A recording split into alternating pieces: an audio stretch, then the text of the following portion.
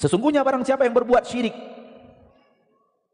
dia muslim, merasa dirinya muslim, hidup di tengah kaum muslim, ayah dan ibu muslim dan muslimah, keluarga muslim dan muslimah, kakak adik semua muslim dan muslimah, ternyata dia berbuat syirik besar. Dia merasa dirinya muslim, Allah tidak lagi menilai dirinya muslim. Dia musyrik, bukan muslim. Jadi orang yang merasa dirinya muslim, boleh jadi Allah betul menilai dirinya muslim. Tapi boleh jadi yang kedua, naudzubillah, Allah tidak merasa menganggap Anda muslim. Anda saja menganggap diri Anda muslim. Maka berhati-hatilah dengan pembatal-pembatal keislaman, pembatal-pembatal keimanan. Nanti kita tambahkan satu lagi. Dosa yang akan membuat manusia muslim, kalau muslim itu melakukan, akan membuat dia kekal di neraka untuk selama-lamanya. Wafat dalam keadaan seperti itu. Kita lanjutkan ayat ini. Faqad haramallahu alaihil jannah. Barang siapa yang berbuat syirik, maka sungguh Allah telah haramkan untuknya surga.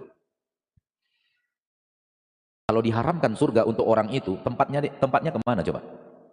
Neraka otomatis.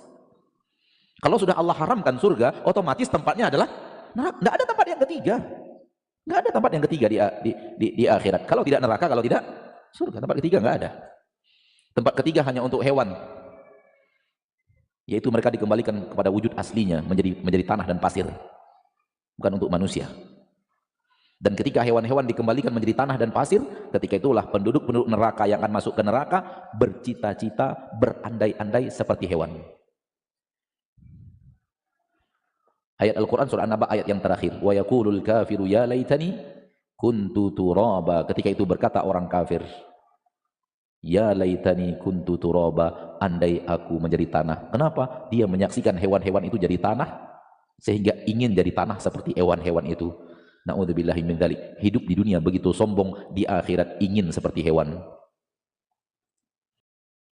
Barang siapa yang menyombongkan diri, Allah hinakan sehina-hinanya. Barang siapa yang tawadhu, merendahkan dirinya, mengharap ridho Allah, rendah hati dan tawadhu, Allah angkat setinggi-tingginya.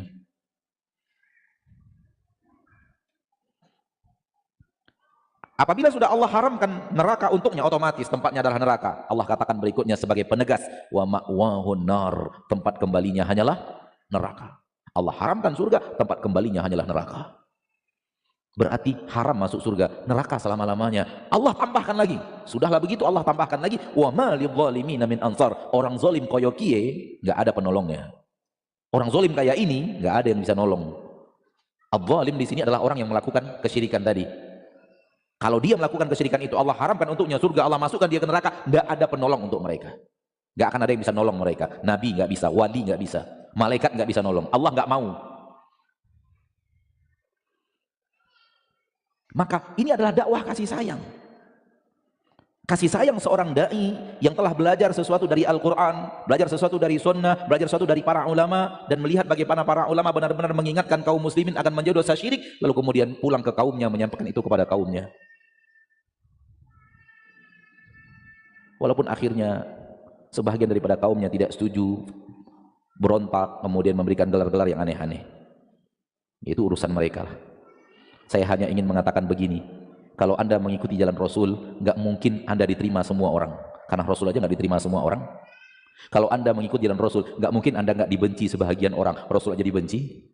Kalau Anda memang mengikuti Rasul, nggak mungkin Anda nggak dimusuhi sebahagian orang. Rasul aja dimusuhi. Kalau mengikuti Rasul, dapatkan juga sebahagian penderitaan Rasul. Sekarang ini sebagian orang bertanya begini, Ustadz, bagaimana caranya? Bagaimana caranya Ustadz supaya saya berdakwah? Nggak ada orang yang marah sama saya, nggak ada orang yang tersinggung. Saya katakan, Rasul saja nggak dapat, Nabi Muhammad nggak dapat.